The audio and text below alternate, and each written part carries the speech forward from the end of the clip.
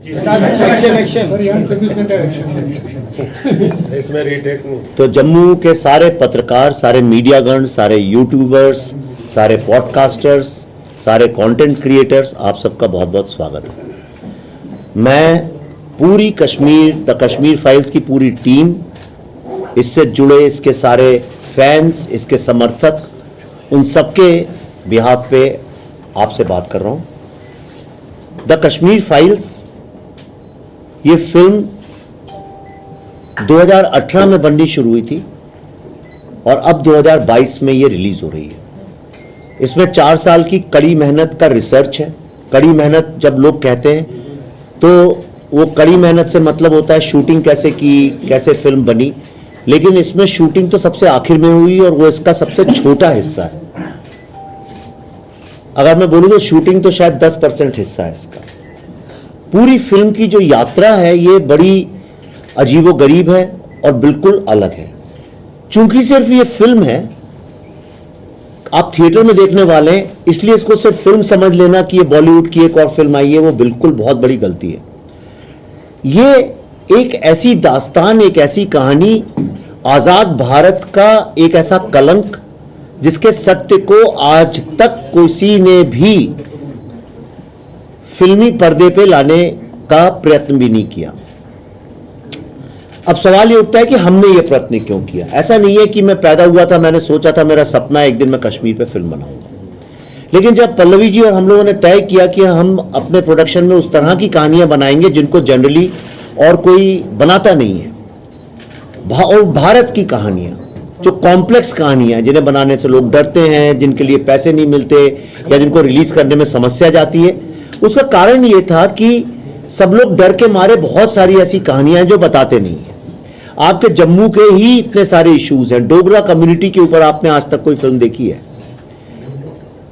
जब शौर्य की बात चलती है तो आप देखेंगे जनरली हम लोग सिर्फ राजस्थान के बाहर ही नहीं निकलते, पर डोगरा कम्युनिटी का जो सैक्रिफाइस है, उनका जो एक योगदान है, जो उनकी कुर्बानी है, और वो छोड़ी। और आज के वक्त में भी जब जम्मू और कश्मीर की बात होती है तो बंबई में सब लोग ये पूछते हैं कि जम्मू में अभी जा रहे हो, बर्फ बहुत होगी।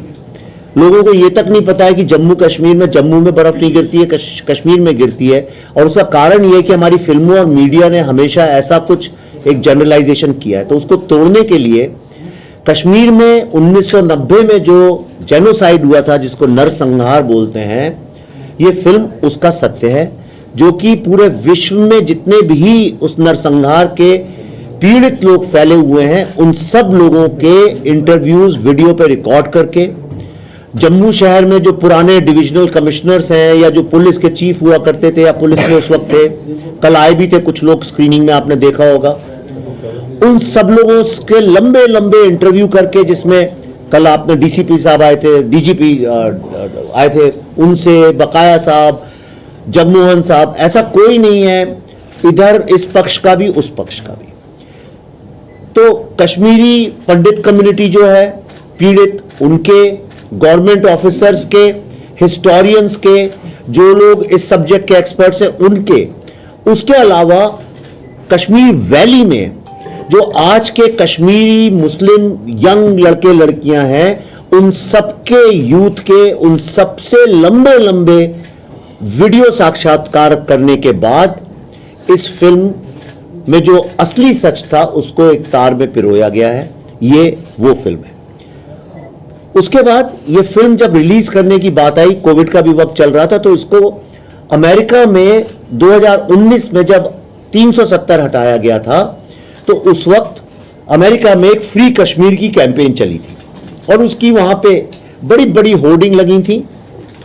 तब हमने तय किया कि इस फिल्म को अमेरिका में दिखाना जरूरी है, और उसका नतीजा यह हुआ कि इस फिल्म को देखने के बाद पहली बार सिनेमा के इतिहास में कैपिटल हिल, जो वहां की पार्लियामेंट जैसी है, जो वर्ल्ड की सबसे पावरफुल जगह है डेमोक्रेसी की, वहां पे इस फिल्म के लिए, मेरे और पल्लवी जी के लिए कांग्रेचुलर रिसेप्शन रखा गया, जिसमें वहां के कांग्रेसमैन सेनेटर्स को बोलना पड़ा कि ये एक दुनिया की सबसे बड़ी ह्यूमन ट्रेजेडी है और ये एक एक्सीडस नहीं बल्कि एक जेनोसाइड है।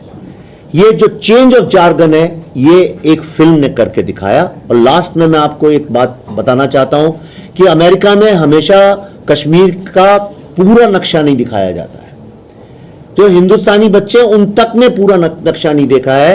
पर इस बार पहली बार इस फिल्म को जो जो देखता गया उसके फैंस और सपोर्टर्स, उन लोगों ने पैसे इकट्ठे कर करके इस साल 26 जनवरी जो गणतंत्र दिवस होता है भारत का, उस दिन टाइम स्क्वायर जो वर्ल्ड की सबसे बड़ी और सबसे महंगी और प्रतिष्ठित एडवर्टाइजिंग की जगह है न्यूयॉर्क में, वहां पे इस बार 26 और 27 जनवरी को पूरा कश्मीर के नक्शे के साथ कश्मीर फाइल्स का वहां पे बैनर लगाया गया, जो अपने आप में एक बहुत बड़ा अचीवमेंट है। ये फिल्म कल हमने जम्मू में दिखाई। एक बहुत पीड़ा और दर्द का टाइम था, वक्त था, लोग बहुत ज्यादा भावुक थे और उन सबको हीलिंग की प्रोसेस शुरू हुई है।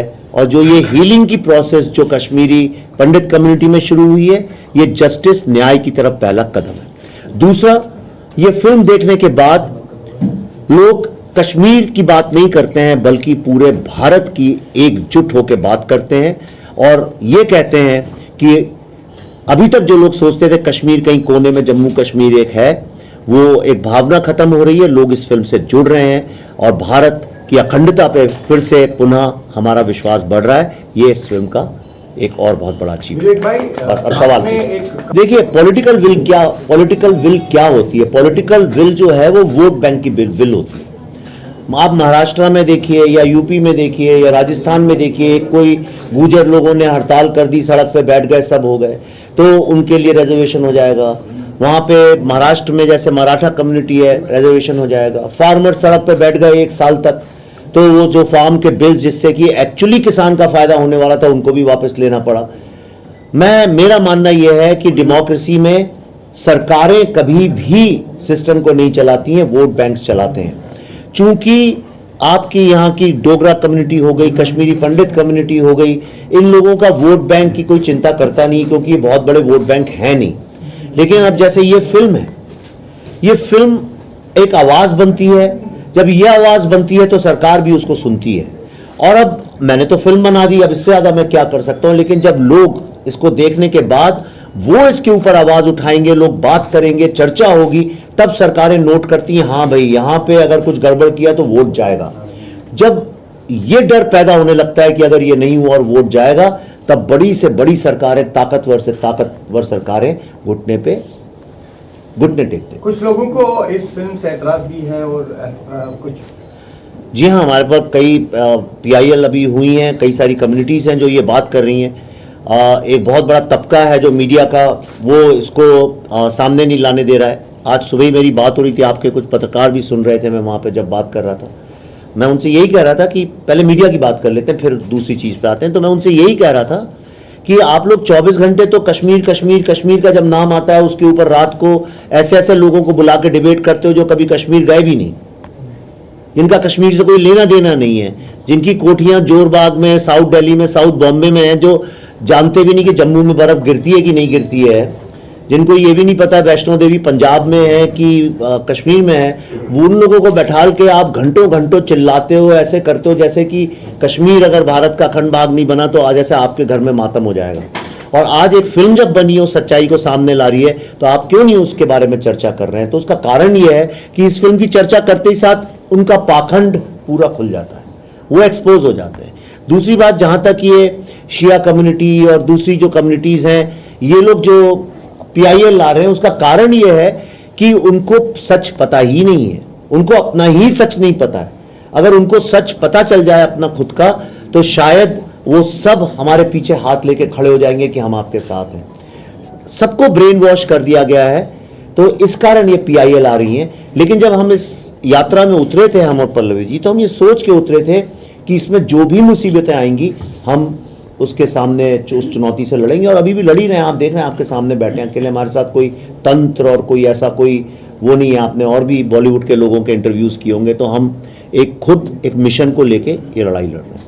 विवेक जी, मेरा सवाल ये है, PIL गांधी है और उन्होंने स्पेसिफिक यूट्यूब में जो आपका ट्रेलर आया उस पर लिखा, कुछ वर्ड्स लिखे हुए हैं, खासकर जो स्टार्टिंग में वर्ड्स हैं, मुसलमान जागो काफिरों भागो, इस तरह के वर्ड्स को लेकर उन्होंने सीधा PIL की है और उसमें ये कहा है कि ये कम्युनल वायलेंस क्रिएट कर सकता है, लेकिन जो आप बात कर रहे हैं, आप कह रहे हैं 4 साल की आपकी रिसर्च है और आपकी कोशिश, वो कह रहे हैं कि आप सोसाइटी को डिवाइड करने की कोशिश कर रहे हैं, लेकिन क्या इस फिल्म के जरिए आप उनके जख्मों को निकाल रहे हैं और जो जख्म उनको दिए गए हैं, और साथ ही साथ क्या आपको लगता है कि ये गलत मैसेज कन्वे करने की कोशिश की जा रही है? नहीं, आपने सवाल सही पूछा, लेकिन सवाल का सबसे बड़ा एक प्रॉब्लम मालूम इसमें क्या है, वो हम ऐसे पूछ रहे हैं कि किसी टेररिस्ट से ये कहो कि भाई इनके बारे में बात मत करो, ये टेररिस्ट के जख्म फिर से निकल आते हैं। मुसलमान जागो, काफिरों भागो, ये मैंने थोड़ी लिखा है दीवार पे। अगर मैंने लिखा होता तो आप कह सकते थे मैं भड़का रहा हूं। ये लिखने वाले जो हैं वही मुझ पे PIL अगर करेंगे तो कैसे बात बनेगी भाई? जो आके आपके परिवार में किसी को मार डाले और वही आप पे केस कर दे कि भाई ये अपने उसके मरने की बात क्यों कर रही है, मैंने तो नहीं किया है। जो कह रहे हैं डिवाइड कर रहे हैं कम्युनली, मैंने तो डिवाइड नहीं किया है। 5-7 लाख जो कश्मीरी पंडित कम्युनिटी है उनको मैंने तो नहीं कश्मीर से भगाया है। जो भगाने वाले वही PIL कर रहे हैं। ये इतनी एक तो हाथ से भरी बात है, इसका जवाब भी मैं कैसे दूं? यानी ये इसका जवाब भी कैसे दूं? अगर टेररिस्ट ही मुझसे सवाल पूछने लगेंगे कि आप शांति क्यों स्थापित कर रहे हैं, तो फिर यासीन मलिक जी बोलते थे कि आज का मॉडर्न गांधी मैं हूं, तो ठीक है मॉडर्न गांधी है तो प्राइम मिनिस्टर के घर पे उन्हें बुलाया जाता है। ठीक है, तो पल्लवी जी का और सारे स्टार्स भी आपके साथ हैं। आपको इसका जो आप फिल्म तो आप कर रही थी, आपको हम बड़े सालों से देख रहे हैं, आपके किरदार को देखते हैं, मतलब ये जो किरदार आपने किया ये कितना अलग था दूसरे किरदारों से जो आपने आज तक किया? आप फिल्म देखिए फिर आपको पता चल जाएगा कितना अलग था ये, क्योंकि जो आप एक्सपेक्ट करते हैं वो है नहीं इसमें। विवेक जी, आपको 3 दशक से ज्यादा देखिए मैं तो इस देश का मैं तो देश को चलाता नहीं हूँ, बॉलीवुड को मैं तो चलाता नहीं हूँ, तो ये सवाल तो आपको उनसे पूछना चाहिए जो नहीं बना रहे थे। मैंने तो बनाई, अब मैं उसका जवाब क्यों दूं? वो क्यों नहीं बना रहे थे? 36 सरदार लोगों को कश्मीर में मार डाला था। तो आप जब कोई अगली बार पंजाबी फिल्में कर रहा है उसे पूछिए वो क्यों नहीं बना रहा है इस सब्जेक्ट पे फिल्म। आप भी बॉलीवुड का हिस्सा हो, ये मैं नहीं हूं, मैं बॉलीवुड से मेरा कोई लेना देना नहीं है। तो आज से पहले क्यों नहीं बनाई? आपने माइंड में नहीं आया जब कंसेप्ट था, लेकिन कुछ ऐसे प्रेशर थे, नहीं बनी फिल्म? नहीं, मैं आपका सवाल ही नहीं, कोई चीज मेरा सवाल ये किसी है- का बच्चा पैदा हो तो उससे को तुम 17-13 साल की उम्र में क्यों नहीं किया? अरे भाई जब वक्त आता है तब करते। सुनिए ना, मैं एक फिल्म मेकर हूं, मैं एक के बाद एक फिल्म बनाता हूं, मेरा कोई, मैं किसी की ड्यूटी नहीं करता, मेरा कोई किसी से वो नहीं है। मुझे जब लगा कि मैं इस काबिल हो गया हूं कि इस सब्जेक्ट पे फिल्म बना सकता हूं, इसके लिए एक बहुत स्ट्रांग मॉरल, स्पिरिचुअल और इमोशनल इंटेग्रिटी चाहिए, मैच्योरिटी चाहिए। हर कोई इस सब्जेक्ट को छू नहीं सकता है। सर मैं कुछ कहना चाहती हूँ यहाँ पे, हमें जिन्होंने फिल्म बनाई है हमारी बात कही है, बल्कि ये सवाल आप बाकियों से पूछे जो एक्टिवली जब ये सवाल हम बना पूछते रहे हैं, ये सवाल हमारे नहीं होते, उन लोग तो नहीं पता था इस बात का। मुझे ऐसा लगता था कि हाँ जो मैं हुआ होगा कुछ जैसे सबको लगता है और बहुत गलत है और सब लोग उसकी बात करते थे, लेकिन जब मुझे पता चला इसका सत्य तो मुझे लगा कि इस बारे में फिल्म बनानी चाहिए। एक सेकंड बात है, तो मैं उनका स्पोक्स पर्सन नहीं हूं, मुझे पता नहीं वो क्या करते हैं, क्यों करते हैं। बदलाव की जहां तक आपने बात किया, बदलाव ये आया है कि पहले जो है जो कैमरे होते थे वो एनालॉग हुआ करते थे, अब वो डिजिटल कैमरे हैं। पहले सब कुछ जो था वो एक बड़ी बड़ी मशीनों में होता था, मशीनें भी छोटी हो गई हैं, वो सब हो गया है। पहले जो थे वो स्टार्स वो सबसे मिलजुल के बात करते थे, प्रेस से, लोगों से वो करते थे। अब अलग हो गया, स्टार्स जो है अपने आप में इंडस्ट्री बन गए हैं, तो सब अलग हो गया। यही बदलाव आया है, वरना कोई बदलाव आया नहीं है। कहानियां वही की वही हैं। देखिए, एक नक्सल से जस्टिफाई करना, उसके साथ सिंपैथी रखना, एक टेररिस्ट को जस्टिफाई करना, उसके पहले हम डाकुओं को जस्टिफाई करते थे, फिर हम लोग स्मगलर्स को करने लगे, फिर हम नक्सल लोगों को करने लगे, अभी टेररिस्ट लोगों को कर रहे हैं। कुछ दिनों बाद आप देखिएगा कि हम जो, अगर ईश्वर ना करे ऐसा हो, लेकिन विश्व में समझिए युद्ध की संभावनाएं और बढ़ी, तो आप लिख के ले लीजिए जो कि उसमें दोषी होगा उसी की सिंपैथी के साथ फिल्में बनेंगी। तो ये उल्टा रास्ता जो है उस पर तो चलना बंद नहीं हुआ है, टेक्नोलॉजी जरूर चेंज हो गई है। काम किया है, मैंने कोशिश की है कि मैं अलग अलग कैरेक्टर्स निभाऊं और जो बहुत रियलिस्टिक फिल्म्स करूं जो लोगों से कनेक्ट हो सके। इसलिए मैंने ये फिल्म चूज़ की, क्योंकि ये फिल्म आज की फिल्म है। आज के यूथ के अंदर जो कन्फ्यूजन चल रहा है या फ्रस्ट्रेशन चल रही है सिचुएशंस को लेकर, वो बहुत क्लैरिटी से सबके सामने लाने की कोशिश की जा रही है। और ये दिखाया जा रहा है कि जैसे कि सर ने बहुत बार बोला है कि हम ह्यूमैनिटी की बात करते हैं, इस फिल्म में दिखाया गया कि अगर हमारे अंदर ह्यूमैनिटी नहीं है तो क्या होता है। तो ये दिखाएगा लोगों को, ये लोगों तक पहुंचाएगा कि हमारे अंदर एक दूसरे के प्रति प्यार बढ़ना ज़रूरी है, रिस्पेक्ट बढ़नी ज़रूरी है। तो ये बहुत बड़ी मैसेज के साथ एक फिल्म जा रही है। और रही बात कि क्यों, मतलब मुझे कुछ डर नहीं, बिल्कुल कोई डर नहीं है, क्योंकि मैंने तो पहले भी ऐसे ही चैलेंजिंग रोल्स किए। अगर आप देखें आश्रम में भी, जब आश्रम आ रहा था उससे पहले कंट्रोवर्सी हुई थी कि ये तो बाबाओं के खिलाफ है, बल्कि उसमें बाद में रिलीज होने के बाद लोगों ने कहा कि नहीं ये तो एक कॉन मैन की कहानी थी, और लोगों को एक मैसेज पहुंचाया गया कि नहीं, कि हमें कॉन मैन से बच के रहना चाहिए। तो नहीं, मुझे नहीं लगता मुझे किसी तरह का खतरा है, क्योंकि ये जब लोग फिल्म देखेंगे इससे कनेक्ट कर पाएंगे कि हाँ ये रियल में हुआ था, और हमें इसमें पहले भी फिल्म बनानी चाहिए थी और अभी बनी तो बहुत अच्छी बात है। विवेक जी, क्या आप मैं कृष्णा पंडित का कैरेक्टर प्ले कर रहा हूँ, जो कश्मीरी पंडित है, एक कॉलेज स्टूडेंट है जिसकी रुचि पॉलिटिक्स में है, और वो कॉलेज में प्रेसिडेंट के लिए इलेक्शन के लिए खड़ा हुआ है। और खुद कश्मीरी पंडित होते हुए उसे लगता है कि पंडित कम्युनिटी कुछ ज़्यादा ही कश्मीरियत को लेकर सीरियस हो रही है, बल्कि उसका टेक ये है कि जो आज के यूथ का है कि से सॉरी टू ईच अदर और आगे बढ़ो यार, क्यों एक ही चीज़ पे पास्ट में अटके हुए हो। लेकिन जब वो अपने दादाजी के 4 पुराने दोस्तों से मिलता है, अनुपम खेर सर मेरे दादाजी प्ले कर रहे हैं, तो तब उन्हें जो रियलिटी है कश्मीर की वो धीरे धीरे उनके सामने आती है। तो जर्नी की बात रही तो ये बहुत ही इमोशनल जर्नी रही, क्योंकि ये ट्रू स्टोरी है जो 1990 में कश्मीरी पंडितों के साथ बीता, या जो कश्मीर में जो कुछ भी हुआ उसके बारे में। तो और ये आज की कहानी है, मॉडर्न डे में भी बहुत कुछ हो रहा है, तो या बहुत ही इमोशनल जर्नी रही मेरे लिए। तो किस तरह से आप इस मूवी को देखते हैं? जिस तरह से कश्मीरी पंडित की आपने बात की जी, 89-90 में कश्मीरी पंडित को अपने ही वतन से निकलना पड़ा जी। आपने इसमें उस चीज़ को देखा कि क्या हुआ था उसमें? बिल्कुल, अपने कैरेक्टर को प्रिपेयर करने के लिए मुझे जितने भी पब्लिक डोमेन में वीडियोस हैं या इंटरव्यूज़ हैं, जो कुछ भी अवेलेबल था वो सब मैंने देखा, उसके बारे में जाना, उसे महसूस किया, और कैरेक्टर को डेवलप करने के लिए अपना भी इमेजिनेशंस यूज़ किए कि जब उनके साथ बीती होगी तो क्या रहा होगा उनके हालात, क्योंकि बहुत ही बदतर हालात रहे उनके। वो टेंट्स में उनको रहना पड़ा, वहाँ उनको सांप बिच्छू काट रहे थे, उनकी लाइफ उन्होंने ज़ीरो से स्टार्ट किया वहाँ पर, सब कुछ होते हुए सारा अपनी प्रॉपर्टी, अपने पैसे सब छोड़कर वो निकल गए। तो जहाँ ज़ीरो से स्टार्ट करता है इंसान, तो आधा वहीं से टूट जाता है जब आपका सब कुछ छीन लिया जाता है। तो वो सब इमेजिन करना बहुत ही टफ रहा मेरे लिए। पूरी फिल्म की जर्नी ही टफ रही, बट अभी हमारे ट्रेलर को बहुत अच्छा रिस्पॉन्स मिल रहा है। तो जब आप किसी चीज़ के लिए मेहनत करते हैं और आपको रिस्पॉन्स अच्छा मिलता है तो थोड़ा सुकून मिलता है यार। आपको एक चीज़ पूछना चाहता हूँ। जी सर। अनुपम खेर जी का एक अपना एक्सपीरियंस है उस चीज़ को लेकर, जी। उस चीज़ को फील किया है उनकी फैमिली। जी सर। रहते थे उस धारा 370 के बाद जो है वापसी यहाँ पे कश्मीर में भी जिस तरह से की जा रही है, कितना बदलाव देख रहे हैं? वहाँ पे भी आप एडमिट थे, वहाँ पे भी रुके हैं, तो माहौल किस तरह का आपको लगा कि कश्मीर का बदलाव किस तरह से है? धीरे धीरे डेवलप हो रहा है सर, हर चीज़। जब कोई चीज़ टूटती है और जब आप उसको दोबारा बनाते हैं उसमें टाइम लगता है। तो हाँ, पर हालात काफ़ी अच्छे होते जा रहे हैं। मैं अभी शूट करने गया था वहाँ, मैं एक इंसिडेंट शेयर करना चाहूँगा आप लोगों के साथ कि मुझे बहुत प्यार मिला वहाँ पर कश्मीर में। मैंने अपनी कश्मीर फाइल्स शूट की है वहाँ पर, और द फैमिली मैन मैंने शूट किया था अपना वेब सीरीज़, और अवरोध। तो वहाँ के जो यूथ है वो मुझसे बहुत कनेक्ट, क्योंकि वो हमारे साथ शूट भी कर रहे थे, बहुत कनेक्ट हुए, और वो अपने एक्सपीरियंसेस और अपनी लाइफ के बारे में शेयर कर रहे थे अपने। तो बता रहे थे कि वो भी हम लोगों की तरह थिएटर में जाकर फिल्म देखना चाहते हैं।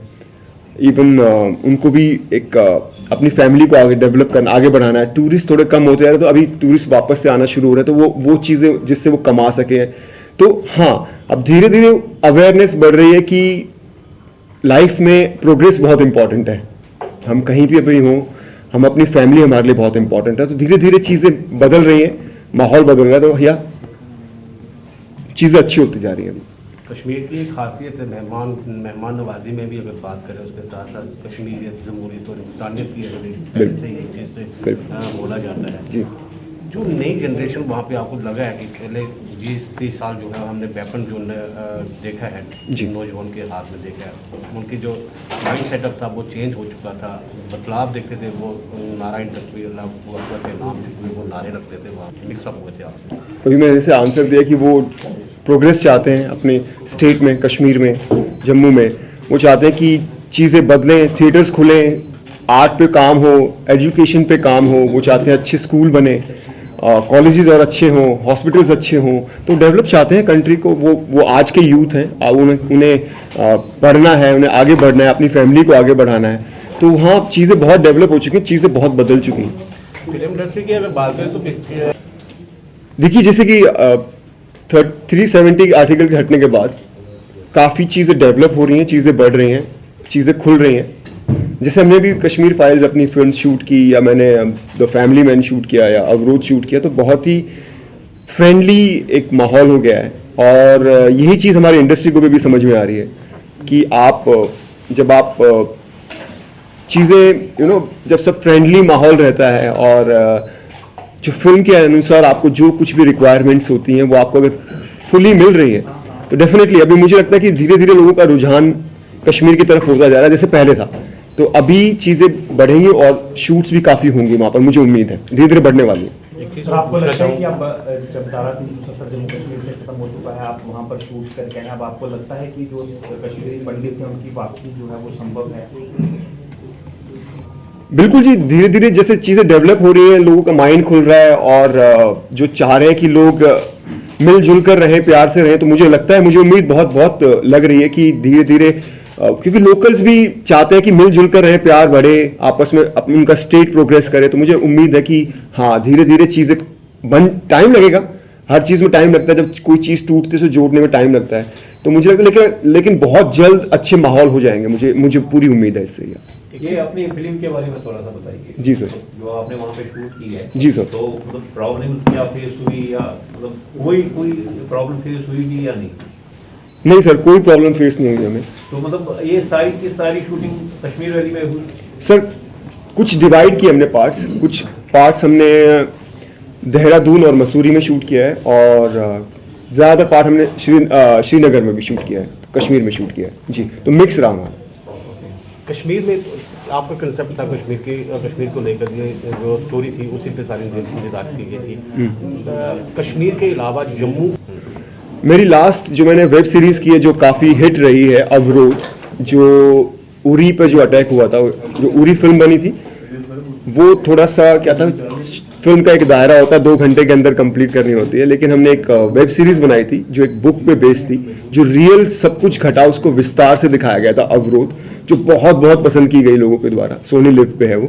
तो वो हमने भदरवा में शूट की थी, जिसको मिनी श्रीनगर कहा जाता है। तो और अभी भी मैंने 2 जगह जो मुझे एक प्रोजेक्ट्स आए थे वहाँ पर काम करने के लिए, उस तरह का उनको प्यारी और अच्छी लोकेशन चाहिए थी, तो मैंने उनको सजेस्ट भी किया भदरवा के बारे में कि आप वहाँ शूट कर सकते हैं, लोग बहुत अच्छे हैं और काफ़ी खूबसूरत लोकेशंस हैं। तो हाँ, धीरे धीरे जम्मू में भी बढ़ता जा रहा है, या अभी और वो लोग शायद शूट स्टार्ट भी कर दिए उन्होंने वहाँ पर। मैं यहीं पली बड़ी हूँ जम्मू में। मेरा बैकग्राउंड ये है कि मैं खुद एक कश्मीरी पंडित शरणार्थी हूँ अपने देश में, और जम्मू में आज विशेषकर मैं बहुत बहुत खुश महसूस कर रही हूँ कि ये मेरी फिल्म की जो स्क्रीनिंग, हमने जो भारत की स्क्रीनिंग्स का जो दौर शुरू किया, सिलसिला जम्मू से शुरू हुआ। जम्मू हमारी शरण स्थली है। हम ऐसा कहते हैं, अगर कश्मीर हमारी माँ है तो जम्मू हमारी मासी है। और यहाँ पे जब अपनी फिल्म का कल स्क्रीनिंग हुई तो लोगों के रिएक्शंस बहुत ही मन को छू लेने वाले थे, क्योंकि फिल्म ही ऐसे सेंसिटिव टॉपिक पे है। कश्मीरी हिंदू शरणार्थियों के ऊपर फिल्म है, और मेरी इसमें जो भूमिका है is one of the victims. और बस बाकी आप फिल्म देखिए। मैडम, कैसे देखते हैं आप 90 के दशक को? आपने खुद कहा कि मैं कश्मीरी जी घर से बिलोंग करती हूँ जी। आई एम आल्सो कश्मीरी पंडित। अच्छा। किस तरह से देखते हैं आप इस चीज़ को कि जो विपदा उस समय कश्मीरी पंडित पे बीती थी, इस समय हम 2022 की तरफ बढ़ रहे हैं। 32 साल, आप 32 साल बहुत टाइम होता है कश्मीरी पंडित को। बिल्कुल बिल्कुल। तो क्या सोच के मूवी में क्या कुछ ऐसा खास है लोगों के लिए, कश्मीरी पंडित के लिए मैसेज? ये मैसेज कश्मीरी पंडितों के लिए क्या मैसेज होगा? ये कश्मीरी पंडितों की तरफ से सरकारों और देश के सभी उन दलों के लिए मैसेज है जिनके पास पावर है और था, जो कुछ मदद कर सकते थे, जो those who could make a difference but who chose to neglect the tragedy and who were apathetic. तो मैसेज तो बल्कि हमारी तरफ से ये फिल्म तो हमारी आवाज़ बन के इस वक्त आई है और पूरी तरह से अनकॉम्प्रोमाइजिंग तरीके से इसने सच को कहा है। बहुत ही हिम्मत चाहिए इस चीज़ के लिए और मैं बहुत ही धन्यवादी हूँ विवेक सर की, पल्लवी मैम की, जिन्होंने ये पहल की है। इट्स लाइक ये पहला इनिशिएटिव है। इस फिल्म को देखने के बाद आई एम श्योर कि बहुत सारे डायरेक्टर्स और फिल्म मेकर्स और आर्टिस्ट में हिम्मत आएगी कि सत्य को लेकर काम किया जाए आर्ट में, जिसका मुझे लगता है कि आर्ट का पर्पज़ ही यही है कि अपने समय के सच को बताना। तो that's it.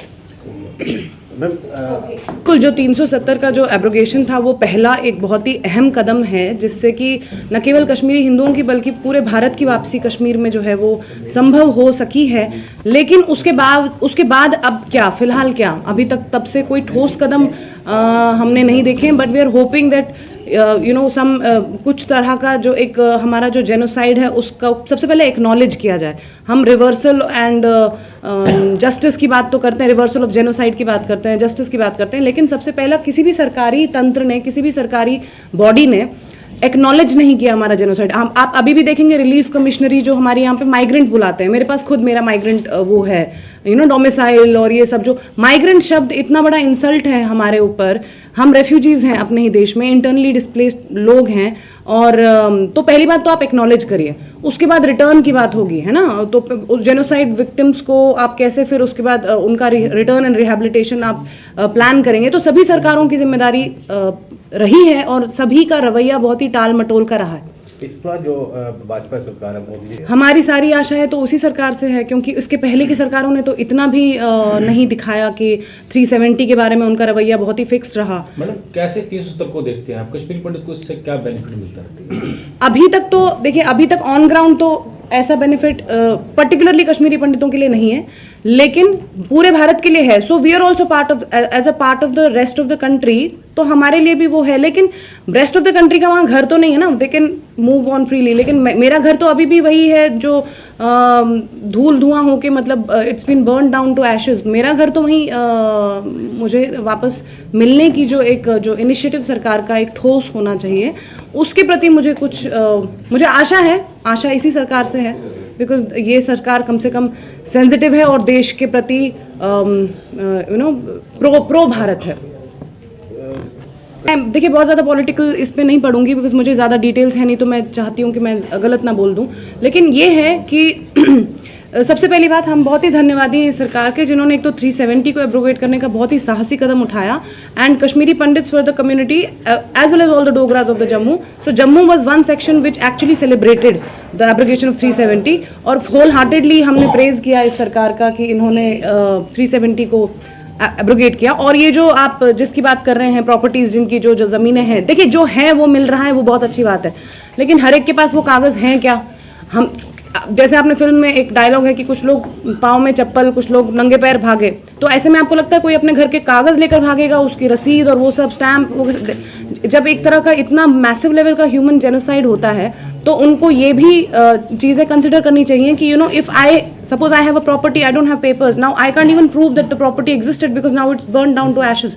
So they should have that sensitivity कि वो सामने आके और उन चीज़ों को रेफ्यूजीज के प्रो करे, प्रो जिसको कहते हैं ना कंज्यूमर फ्रेंडली जैसे शब्द हैं, वैसे ही ये रेफ्यूजी फ्रेंडली पॉलिसीज होनी चाहिए कि अगर हमारी वहाँ प्रॉपर्टी है, अगर मान लीजिए कागज़ नहीं है या कागज़ में कुछ भी कोई भी चीज़ें मिसिंग है, तो मैं वही कह रही हूँ, इसको बहुत ही ज़्यादा सरकारी मैं नहीं बनाना चाहती पूरे इंटरव्यू को।